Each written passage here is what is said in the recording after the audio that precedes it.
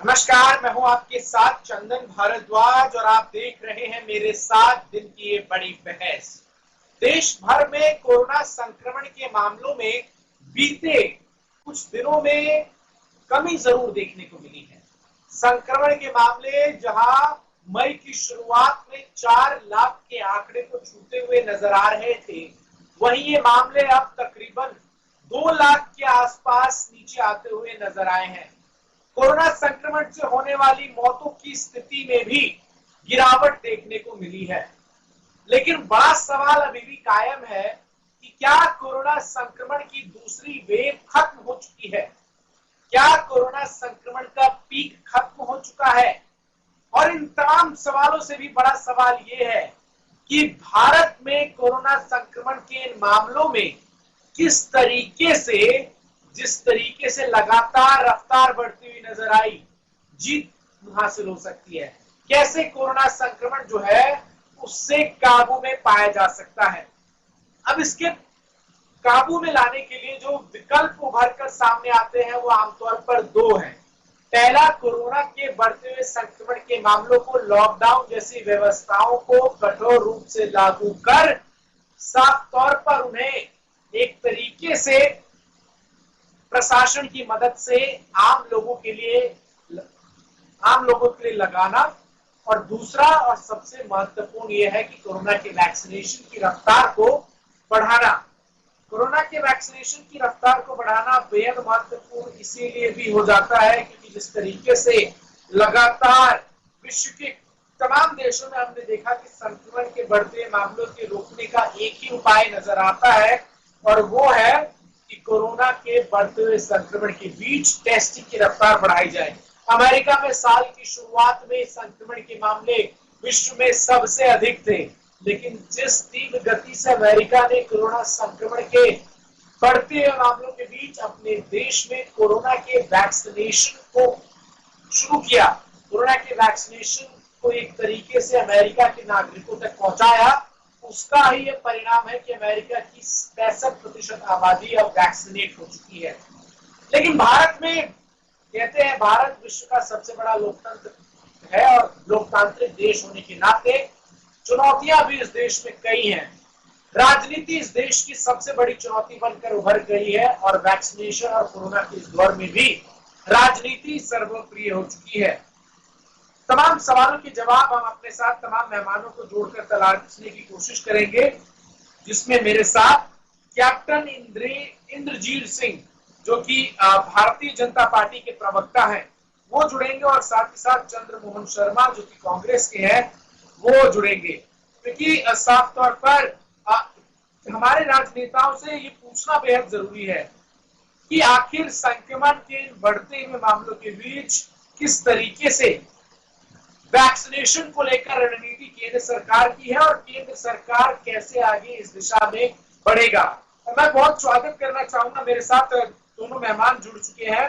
Bharatiya Janata party की तरफ से केंद्र सरकार का पक्ष रखने के लिए मेरे साथ कैप्टन इंद्रजीत सिंह जुड़ चुके हैं, और कांग्रेस का पक्ष रखने के लिए मेरे साथ कांग्रेस के नेता चंद्रमोहन शर्मा जुड़ चुके हैं। और सबसे पहले कैप्टन साहब आप ही से शुरुआत करता हूं। कोरोना संक्रमण के मामलों में गिरावट जरूर देखने को मिली है, लेकिन वैक्सीनेशन को लेकर केंद्र सरकार की रणनीति क्या है? आपके पास 1 मिनट का समय है, आप अपनी बात के साथ इस चर्चा की शुरुआत कीजिए। पहले मैं अपनी डेजिग्नेशन क्लियर कर दूं। मैं फोर्ट में लिखता हूं कैप्टन आई सिंह भदौरिया, प्रवक्ता भारतीय जनता पार्टी, तो आप इसी को रखें। आपने जो लिखा है वो नाम है, वो पूरा नाम है, मैं उसको नहीं लिखता हूँ, तो फोर्ट में लिखता हूँ। अब मैं आपको अपनी पार्टी का पक्ष रखने पे, ठीक है, इसको सुधार करते हैं। तब तक जी सर, सब जवाब।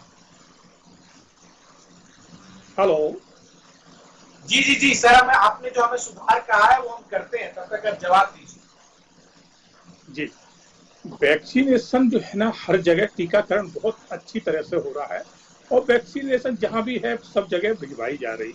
अब मैं आपको इसको पूरी डिटेल बताना चाहूंगा कि आपने देखा होगा शुरुआत में ये इन सारी पार्टियों ने, चाहे वो कांग्रेस रही हो, चाहे दिल्ली की केजरीवाल सरकार रही हो, समाजवादी पार्टी उत्तर प्रदेश की रही हो, ममता बनर्जी की बंगाल की सरकार रही हो, इन सभी ने शुरू में कहा था वैक्सीनेशन जो है ना सरकार, स्टेट सरकारों को जो है ना अधिकार देना चाहिए और इन्हें अपने हिसाब से वैक्सीन मंगाना चाहिए।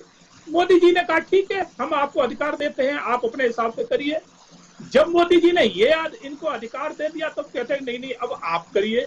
तो ये क्या है, सिर्फ अपनी जिम्मेवारी से अपने हाथ खड़े करना चाह रहे हैं, अपनी जिम्मेवारी नहीं निभाना चाहते। जब शुरू में वैक्सीन आई थी तो इन्हीं पार्टियों ने सबसे ज्यादा विरोध किया था, कांग्रेस हो चाहे वो समाजवादी हो। समाजवादी के नेता ने तो यहाँ तक कह दिया था कि ये वैक्सीन तो लगाने लायक ही नहीं है, ये तो बीजेपी की वैक्सीन है।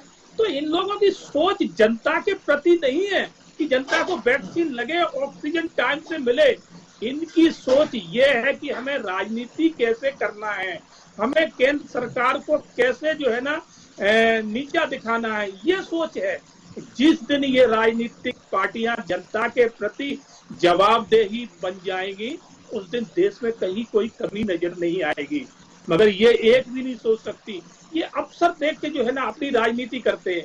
जब सरकार ने जी आपने शायद सवाल ढंग से नहीं सुना। वैक्सीनेशन चर्चा की शुरुआत मैं चाह रहा हूं, आप 1 मिनट में संक्षिप्त तौर पर स्पष्ट करें कि केंद्र सरकार की वैक्सीनेशन को लेकर इस वक्त क्या रणनीति है। बिल्कुल हमारे हेलो जी सर, जी आवाज आ रही है सर, आप बोलिए। हाँ अभी आवाज ठीक आ रही। हमारी बिल्कुल केंद्र सरकार की साफ सुथरी राजनीति है, वैक्सीन हमारी जगह उपलब्ध करा रहे हैं। और ये इसमें जिम्मेवारी जो मैं कह रहा हूँ कि स्टेट गवर्नमेंटों की भी बनती है। स्टेट गवर्नमेंट जो वहाँ एक सरकार बना के बैठे हो तो आपकी क्या जिम्मेवारी है, आपकी कोई जिम्मेवारी है कि नहीं है कि सिर्फ सारी जिम्मेवारी आप केंद्र पे छोड़ दोगे? इसका मतलब फिर आप हट जाइए, अगर आप कुछ नहीं कर सकते हो केंद्र संभाल लेगी अपने आप। ठीक है, आपका 1 मिनट खत्म हुआ सर। चंद्रमोहन शर्मा कांग्रेस से अपना पक्ष रखेंगे, कांग्रेस पार्टी का। चंद्रमोहन शर्मा 1 मिनट का समय आपके पास भी है। केंद्र की वैक्सीनेशन की रणनीति को आप किस तरीके से देखते हैं, इस बात के साथ आप चर्चा की शुरुआत। देखिए, हमारे भाजपा के मित्र ने 3-4 क्वेश्चन अपने सवालों के अंदर ही उठा दिए जो उनका जवाब शायद वो दे नहीं पाएंगे। तो मैं उनसे उन्हीं बातों का जवाब पूछूंगा, क्योंकि कांग्रेस की नीति के साथ आज देश की नीति लोगों की बात भी आती है। सबसे पहले उन्होंने एक क्वेश्चन सोच पैदा करी कि मोदी जी की सोच। देखिए मोदी जी की सोच कितनी अच्छी है। मोदी जी ने 2 टर्म की सरकार मिली और बैठे बैठे सोच लिया। एक टाइम जब उनका सोच आए तो उन्होंने बिना बताए 8 बजे लॉकडाउन लगा दिया, किसी को बिठाया नहीं, कुछ पूछा नहीं, प्रवासी मजदूर दर भटकते रहे। ये सोच थी मोदी जी की। दूसरी सोच मोदी जी की जब निकली, जब कोरोना की सेकंड वेव बहुत हाई पीक पे आ गई और कंट्रोल से बाहर हो गई है, उस कंट्रोल की बीच में मोदी जी की सोच क्या है, बड़े आसानी के साथ मेरे मित्र ने कह दिया कि हमने स्टेट के पास छोड़ दिया, स्टेट अपने आप देखेंगे। लेकिन स्टेट का जो व्यक्ति है वो हिंदुस्तानी नहीं है, क्योंकि अगर किसी स्टेट के अंदर भाजपा की सरकार नहीं है, किसी और की सरकार है, तो वो वहां का है। उसका साक्षात उदाहरण दिल्ली के अंदर मरती हुई जनता और दिल्ली के अंदर कमी। और तीसरी आती है नियत, नीति। और नीति इस देश की जनता को समझ आनी चाहिए। भाजपा की नीति वो होती है कि कार्य प्रणाली सरकार की देशवासियों के प्रति क्या है, नियत क्या है, कि जब काम करने की नियत हो और उसके अंदर ये चीज भूल जाए आदमी कि इसका मुझे नुकसान होगा या फायदा होगा, इसको देश में हितकारी होना चाहिए, वो नियत भाजपा की कोसों दूर है। अगर ऐसी ना होती तो कोरोना के अंदर जो 1 साल का गैप मिला था उसके अंदर तैयारी भरपूर होती, प्राथमिकताओं के अंदर हॉस्पिटल बने हुए होते, ऑक्सीजन की कमी ना होती, वेंटिलेटर की कमी ना होती, डॉक्टर्स की कमी ना होती, एम्बुलेंस की कमी ना होती, काले बाजारे की कमी ना होती, जो आज मेडिसिन की शॉर्टेज है उसकी नहीं होती। लेकिन नियत थी नहीं, नियत थी सिर्फ इलेक्शन जीतना और इलेक्शन के अंदर डीजल पेट्रोल के रेट को कम करना और इलेक्शन खत्म होने के बाद फौरन डीजल और रेट के पेट्रोल को बढ़ा देना। ठीक है, ठीक है, 1 मिनट का आपका समय खत्म हुआ। अब चर्चा की शुरुआत। कैप्टन साहब, सबसे बड़ा सवाल, आप राज्यों पर तो वैक्सीनेशन की बात कह रहे हैं, वो भी एक हद तक सही है, राज्यों की भी जिम्मेदारी है, लेकिन वैक्सीन प्रोडक्शन और वैक्सीन डिस्ट्रीब्यूशन तो पूरी तरीके से केंद्र सरकार के हाथों में था ना, शुरू से लेकर अब तक। ये तो शुरू से केंद्र का विषय है। अगर इस देश में इस समय जितने भी वैक्सीन प्लांट्स है, अगर कहीं भी वैक्सीन, जितने भी वैक्सीन सेंटर्स है, माफ कीजिएगा, अगर उन सेंटरों पर वैक्सीन नहीं पहुंच रही है तो इसमें तो फेलियर केंद्र सरकार की हुई। राज्य सरकार इसके लिए कहां से जिम्मेवार है, जरा ये समझाइए। हाँ, बहुत अच्छी बात है, आपने बहुत अच्छा सवाल पूछा। मैं इसका बहुत विस्तार से जवाब दूंगा, थोड़ा बीच में हमें समय जरूर दें। मैं आपको बताना चाहूंगा, शुरुआत में यही बात हुई थी। मोदी जी ने वैक्सीन के लिए कहा था कि सेंट्रल गवर्नमेंट अपने साथ, तो राहुल गांधी ने उस टाइम एक चिट्ठी लिखी थी, उसमें कहा था कि वैक्सीन का अधिकार जो है ना स्टेट गवर्नमेंटों को होना चाहिए, केंद्र सरकार को अपने हाथ में नहीं लेना चाहिए। किस चीज का अधिकार? वैक्सीन की क्या, डिस्ट्रीब्यूशन का, प्रोडक्शन का, किस चीज का, स्पष्ट कीजिए। नहीं, ये स्पष्ट ये था कि हम अपने हिसाब से जो स्टेट सरकारें हैं, प्रांत की सरकारें अपने हिसाब से वहां से कंपनी से डायरेक्ट खरीदें और अपने प्रांत को लगवाएं, ये आजादी होना चाहिए। ये सीधा जो है ना, इनकी राहुल जी की चिट्ठी में था। आज वो चाहे तो मैं आपके पास चिट्ठी भेज सकता हूँ। तो ये सब चीजें फिर राहुल जी ने जब ये कहा तो अन्य पार्टियों ने भी कहा, ममता जी की भी एक चिट्ठी आई, उसमें भी था कि वैक्सीन का आदेश जो है ना स्टेट गवर्नमेंट को दिया जाए, केंद्र अपने पास ना रखे। मोदी जी ने कहा बहुत अच्छा है, मैं स्वागत करता हूं आपको अधिकार है, आप अपने हिसाब से इंतजाम करिए, हमारी जो सहायता की जरूरत पड़ेगी केंद्र आपके साथ खड़ा है। अब मैं एक चीज और बताऊं, जब कोरोना काल का पहला समय जब आया था तो उस टाइम मोदी जी ने जैसे ही देखा कि समय रहते हुए अपने पूरा कंट्रोल कर लिया और पूरे भारत में लॉकडाउन कर दिया।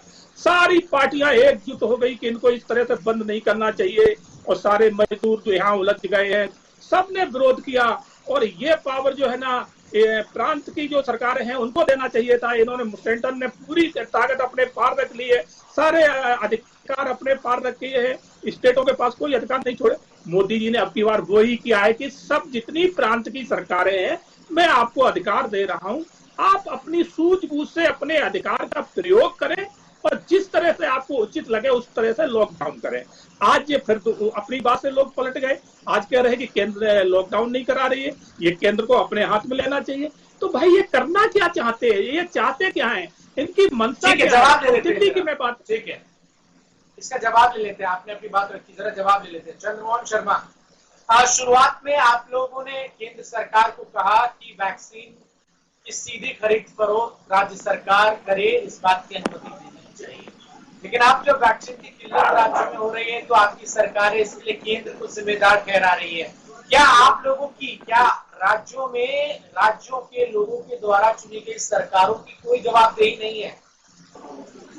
चंदन जी, पहले तो मैं इनकी बात को झूठ करार देता हूं, क्योंकि शायद इनको इस बात का, मेरे मित्र को पता नहीं कि नेशनल डिजास्टर एक्ट के अंदर जो भी महामारी होती है उसकी पूरी तरह से दायित्व सेंटर का होता है, स्टेट गवर्नमेंट का नहीं होता है।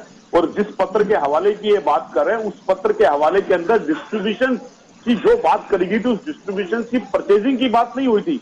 अगर परचेजिंग की बात करी गई थी तो सेंटर ने दो हमारे पास दवाई निर्याता आए हैं, कोविशील्ड और कोविड वैक्सीन, दो कंपनी का निर्यात का सिस्टम बना। उस दो कंपनी के निर्यात सिस्टम के अंदर उसको बढ़ाने का काम स्टेट गवर्नमेंट का तो नहीं था। अगर हमारी देश के अंदर स्टेट गवर्नमेंट थी तो उसके बाद जिन स्टेटों के अंदर भाजपा की सरकारें हैं, क्या आज वहां पर वैक्सीन की शॉर्टेज नहीं है? क्या वहां पर आज इक्विपमेंट की शॉर्टेज नहीं है? तो उसका जिम्मेवार कौन हुआ? चलो हम इनकी बात को मान लेते हैं कि आज इन्होंने ये कहने का, अगर इनका इशारा किसी तरह से बंगाल पे, महाराष्ट्र पे, पंजाब पे या दिल्ली पे किसी भी पे है, लेकिन उसके बाद जिस जगह पर भाजपा की सरकार है, गुजरात के अंदर जो आज हालत है, वहां गुजरात के अंदर गुजरात का हर व्यक्ति इस तरह की उंगली उठा रहा है सरकार के ऊपर और प्रधानमंत्री के ऊपर, उसका आप जवाब दे दीजिए। मध्य प्रदेश के अंदर क्या हालत है उसका जवाब दे दीजिए मुझे आप। उत्तर प्रदेश के अंदर जो आपके वेंटिलेटर पड़े हैं, जिनको अभी तक उन वेंटिलेटर्स को चालू करने वाले आपके पास वो ही नहीं है, उसका इक्विपमेंट आप नहीं बता पाए, और शमशान घाट के अंदर लाशें ना जलाने के लिए उसके लोगों को नदियों में फेंकनी पड़ी, उसका जवाब दे दीजिए मुझे। मैं कह रहा हूं आज आप, ये आपकी पॉलिसी है, आपकी नीति है, आपने धर्म मजहब के अंदर इंसान को बांटा, आज आप महामारी के अंदर स्टेट को बांट रहे हो, हिंदुस्तान में स्टेट को बांट रहे हो, ये आपकी नीति और नीति है। चंद्रमोहन जी, एक चीज में समझ नहीं आ रही। सवाल मैंने पूछा सरकार की जिम्मेदारी है ये नहीं, तो आप केंद्र की नाकामियां गिना रहे हैं मुझे। राज्य सरकार की, क्या राज्यों द्वारा चुनी गई सरकारों की कोई जवाबदेही इस कोरोना काल में है या नहीं? इसका क्या स्पष्ट सा जवाब है आपके पास? देखिए, इसका स्पष्ट जवाब यह है कि आज की इस महामारी के अंदर, जिस भी आपदा के अंदर, जिस स्टेट में या जिस देश के नेतृत्व के अंदर सबके ऊपर कानूनी कार्रवाई होनी चाहिए, चाहे वो कोई भी हो, चाहे मुख्यमंत्री हो, चाहे पीएम हो। ये मेरा व्यक्तिगत राय है, क्योंकि जिसका व्यक्ति मरता है उसके लिए कोई पार्टी नहीं है। उसका आदमी मरता है तो वो चाहे कांग्रेस को कोसे, चाहे भाजपा को कोसे, सबको कोसता है। जवाबदेही हम सबकी बनती है। उसके ऊपर अगर हम लांछन दे रहे हैं एक दूसरे को, उसका दायित्व उस सेकंड टर्म की सरकार पे ज्यादा आता है, क्योंकि उन्होंने पिछली सरकारों को नकार के देश की सत्ता ली है। और उन्हीं के खुद के विधायक मध्य प्रदेश के अंदर, जिनके भाई चंदन जी मर रहे थे और उनको बचाने के लिए वो दर दर भटकते रहे, ना बचा पाए, तो उन्होंने उस समय सवाल नरेंद्र मोदी की सरकार पे करा कि अगर 70 साल के अंदर किए हुए कार्य जो पिछली सरकारों के हैं, कांग्रेस के द्वारा बनाए हुए, ना होते तो आज इस आपदा के अंदर क्या हाल होता। हमने सिर्फ योजनाएं बनाई है, योजना को उदाहरण नहीं दिया। उसका उदाहरण यही है कि आपने 15 से 16 ऑल इंडिया मेडिकल इंस्टीट्यूट अपने पिछले गत वर्षों के अंदर अनाउंस करे। स्टेटस क्या उसका धरातल के ऊपर?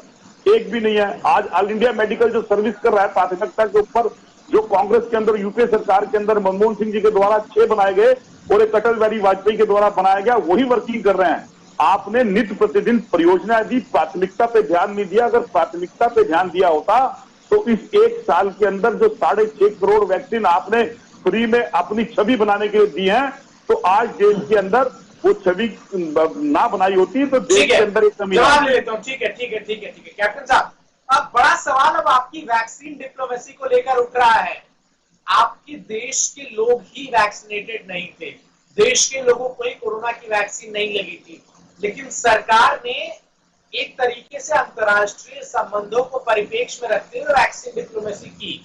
लेकिन क्या ये वैक्सीन डिप्लोमेसी देश के नागरिकों की जान से ज्यादा महत्वपूर्ण थी, जिसको लेकर अब विपक्ष सरकार पर सवाल उठा रहा है कि आपने अपने देश के लोगों को संक्रमित होने से बचाने को लेकर वैक्सीनेट न करने की जगह उन वैक्सीन को बाहर बेच दिया?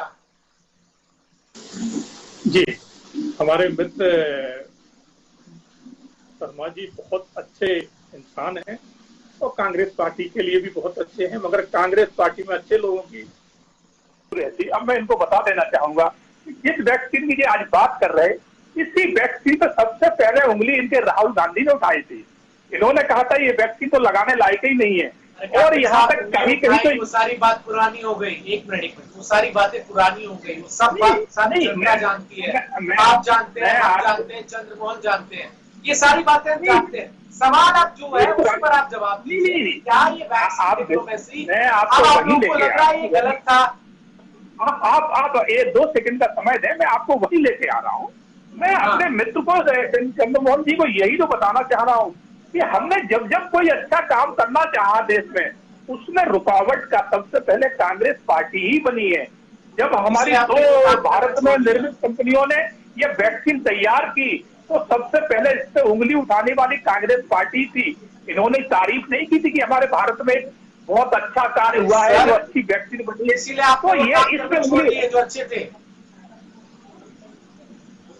हेलो, इसीलिए आपने अच्छे काम करने छोड़ दिए क्योंकि कांग्रेस ने सवाल उठाया उन पर। नहीं, हम कभी नहीं छोड़ सकते कि हम इस देश के लिए समर्पित हैं। हम देश की जो जरूरत है उसके हिसाब से काम करते हैं। हम अवसर देख के काम नहीं करते। ये काम है कांग्रेस पार्टी का। दूसरी इनकी जो सहयोगी पार्टियां हैं, अन्य पार्टियां, उनका काम है कि समय देख के काम करना, चेहरा अपना बदल लेना। गिरगिट भी इनके देख के रंग बदलना शर्मा जाता है, उस तरह से ये माहिर हैं लोग। तो हमें आज भी कह रहा हूँ कि देश में वैक्सीन की कहीं से कहीं कमी नहीं आने दी जाएगी। सर कैसे कमी नहीं आ रही है? दिल्ली में कोई वैक्सीन का स्टॉक खत्म हो गया है, देश के कई राज्यों में वैक्सीन उपलब्ध नहीं है और आप कह रहे हैं कि वैक्सीन की किल्लत नहीं है। आप यथास्थिति को क्या मतलब, ये तो धृतराष्ट्र जैसी बातें हो गई कि स्थिति सामने नजर आ रही है लेकिन फिर भी आप लोग नकार रहे हैं। कम से कम कबूलिए तो कि हाँ वैक्सीन की किल्लत है, हम इस पर काम कर रहे हैं और जल्द से जल्द चीजें नियंत्रित होंगी। लेकिन आप तो स्थिति को देखते हुए भी कह रहे हैं कि नहीं सब कुछ सही है। नहीं, मैं वही आपको बताना चाह रहा हूँ कि कहीं भी किल्लत नहीं है। अगर कहीं थोड़ी बहुत आ रही तो उसको ठीक किया जा रहा है। मैं इस बात को दोहरा रहा हूँ। अगर कहीं लग रहा है कि थोड़ी बहुत कमी है उसको दोहराया जा रहा है। हमने आपने देखा हो कि सर आधार पूनावाला तो देश छोड़कर बाहर चले गए ना, आधार पूनावाला तो देश छोड़कर बाहर चले गए हैं, वो तो लंदन में जाकर बैठ गए हैं। भारत में उन्हें फोन कॉल पर धमकियां मिल रही थी। सीरम इंस्टीट्यूट सबसे ज्यादा वैक्सीन प्रोडक्शन के लिए अभी तक भारत में जाना जाता रहा है। पूनावाला छोड़ के बाहर चले गए तो वो क्यों गए? वो हमारी भारत की कंपनी के नहीं थे, अच्छा कंपनी के, वो सीरम कंपनी के थे, और वो क्यों गए? वो आप उनसे जानकारी लेंगे भाई वो भारत छोड़ के क्यों गए? उनको धमकी भरे अगर फोन आए थे तो किसने किए? उन्हें सार्वजनिक करना चाहिए, आगे बताना चाहिए कि ये फोन किसने किए हैं। तो भारत सरकार उससे संज्ञान ले रही थी फोन करने वाला है कौन जो उनको धमकी दे रहा है। कहीं ये कांग्रेस पार्टी की साजिश तो नहीं है कि उनको भगा देना, उस पर राजनीति करना। ठीक है कैप्टन साहब, जरा जवाब सुन लेते हैं। ठीक है चंदन भाई, एक्चुअली में क्या है, मैं जवाब जरा जो हमारी पार्टी के जो हमारे भाई हैं कैप्टन जी, वो राष्ट्रवादी पार्टी से लगते हैं, तो राष्ट्रवादी जवाब देना जा रहा हूँ। ये बात वहां जुड़ गई जब धृतराष्ट्र अंधे थे और वो इतने पुत्र मुंह में दुर्योधन के लिप्त हो गए कि जब एक जगह पर आके द्रौपदी का चिरण हुआ और उसके बाद जब फैसला आया तो धृतराष्ट्र ने 5 पद देने का फैसला करा कि 5 पद दे लो, यानी जो चिरण हुआ उस पर ध्यान नहीं दिया गया, जो इतिहास के अंदर हिंदुस्तान की बेइज्जती हुई उसका ध्यान नहीं, पद ले लो। ठीक उसी तरह से सरकार चाहे आपकी दूसरे टर्म की आ गई हो, लेकिन कांग्रेस को कोसना है। हम जो कर रहे हैं उस पर कोई नहीं, पद वही है, हम कुछ नहीं करेंगे। जो किया कांग्रेस ने किया, अरे कांग्रेस ने तो किया, तभी तो आज इक्विपमेंट के सहारे कोरोना का इलाज हो रहा है। कांग्रेस ने तो किया, आज उसी इक्विपमेंट के सहारे तो वैक्सीनेशन मिल रही है, उसी इक्विपमेंट के सहारे तो ऑक्सीजन जितनी मिल रही है। आपने 8 साल में क्या किया? दूसरे टर्म से उसके जवाब दीजिए। आपने किया अपनी छवि बनाने के लिए, सिर्फ अपने मित्र मंडलियों को फायदा दिया, और जिस व्यक्ति ने बनाई आधार पूनावाला ने, वो सुरक्षा मांगता रहा आपसे, और आपके रहते हुए उसको सुरक्षा नहीं मिली और वो वैक्सीनेशन का काम छोड़ के बाहर सुरक्षा दी तो वाई कैटेगरी की, हाँ उसके बाद वो थक गया। अब दूसरे मेजर विषय पे आ जाइए। अब मेजर विषय क्या है कि आज कहते हैं, एक उदाहरण देसी में कहा जाता है कि अगर बच्चा भूखा हो तो माँ बाप से बोलता है, माँ बाप पड़ोसी की दवा नहीं देते, अपना निवाला निकाल के देते हैं। तो देश के प्रधानमंत्री है नरेंद्र मोदी जी, भाजपा की सरकार है, लेकिन वो देश की जनता उनसे वैक्सीनेशन मांग रही है तो वो कह रहे हैं जी हमारे पास नहीं है। सपा ने ऐसा कह दिया, कांग्रेस ने ऐसा कह दिया, उसने ऐसा कह दिया, इसलिए हमने बनाई नहीं। जो बनाई थी वो हमने अपनी छवि बनाने के लिए पाकिस्तान को दे दी, बांग्लादेश को दे दी। अब बाकी तो हमें जीएसटी चाहिए, रेवेन्यू चाहिए, जीएसटी की मार चाहिए, आपसे सेल टैक्स चाहिए, वो सब आप हमें दे दो। और सरकार को जो स्टेट गवर्नमेंट है उसको उसका जीएसटी का पैसा भी मत दो ताकि किसी तरह से कार्य न कर सके। तो नीति साफ करिए मेरे भाई। आज मुल्क के अंदर इतिहास बन जाएंगे हम लोग और गुनाहगार कहलाएंगे, पता नहीं कौन जिंदा रहे कौन नहीं रहे। देश की हालात आज बहुत खराब है। हम आपसे राजनीति नहीं कर रहे, आप राजनीति करते हो तो राजनीति में जवाब देना पड़ता है। ठीक है, आपकी बात मैंने सुनी। एक बहुत महत्वपूर्ण सवाल मैं कैप्टन साहब आपसे पूछ लेता हूँ। केंद्र सरकार आपके द्वारा आपकी है, देश की जनता ने अपार और प्रचंड बहुमत देकर भारतीय जनता पार्टी को दूसरा टर्म दिया। अगर इस टर्म में भी आप कांग्रेस की नाकामियों को गिनाएंगे तो फिर किस तरीके से काम चलेगा? देश इस वक्त एक ऐसी आपदा से गुजर रहा है जिसमें केंद्र सरकार को जिम्मेदारी लेनी होगी, लेकिन कोरोना की इस दूसरे संक्रमण में सबसे ज्यादा जिस चीज की कमी दिखी वो एक जिम्मेदार केंद्र की दिखी। केंद्र सरकार गाए बलाए पल्ला जो है वो राज्यों पर क्यों झाड़ रहा है? और अब वैक्सीनेशन की तो पूरी डिस्ट्रीब्यूशन से लेकर और किस राज्य को कितना दिया जाए ये सब कुछ आपके हाथ में है। तो इसको जो वैक्सीनेशन की किल्लत हो रही है ये कैसे आने वाले दिनों में कम होगी, इसको लेकर आपकी सरकार क्या कुछ कर रही है? बिल्कुल, बहुत अच्छी बात है। केंद्र की बिल्कुल मंशा साफ है। अब मैं आपको बताऊं कि केंद्र की ये जो प्रांतीय सरकारें हैं, स्टेट गवर्नमेंट हैं, इनको पूर्ण अधिकार है कि डायरेक्ट कंपनी से जो है ना ऑर्डर कर सकती है कि हमें इतनी वैक्सीन की जरूरत है। सर लेकिन प्रोडक्शन भी तो लिमिटेड है, नेशनल डायरेक्टर एक्ट के अंदर सेंटर की जिम्मेवारी है। वैक्सीन की प्रोडक्शन बढ़ाने की जिम्मेदारी तो देश की सरकार की है, केंद्र सरकार की। कैप्टन साहब आप सुने, थोड़ा समय हमें दें, हम आपको पूरा विश्लेषण करके बताएंगे। तो इनको पूर्ण अधिकार है, ये डायरेक्ट कंपनियों से संपर्क करके वो अपना ऑर्डर दे सकते हैं कि इतनी हमें चाहिए। और वो कंपनियां भी अगर वैक्सीन ही 1000 बनाएंगे 500 एक मिनट सुन तो लें, एक मिनट सुन लें, थोड़ा सुन लें, थोड़ा 2 मिनट समय हमें दे, चंदन जी समय देंगे तभी तो मैं अपनी बात कह पाऊंगा।